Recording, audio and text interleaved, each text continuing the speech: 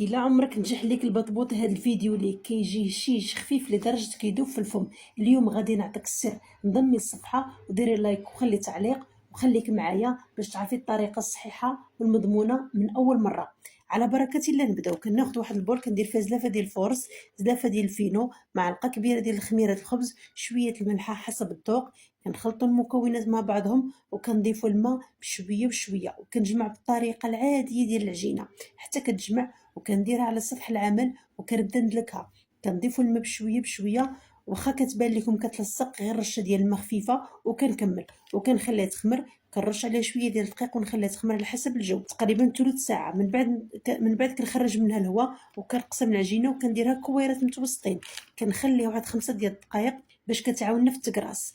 كنرشوا الفينو او سميده رقيقه باش ما كتلصقش، وكنخليهم يخمروا المره الاخيره على حسب جو واحد 10 ديال الدقائق. كناخذ مقلاة نسخنها وكنبدا نطيب غير كتشمع وكنقلبها حتى كتحمر. وهذا هو الشكل النهائي ديال البطبوط ديالنا. كيجيو رائعين طيبين مفشفشين وبالصحه والراحه، كيستحقوا تجربه.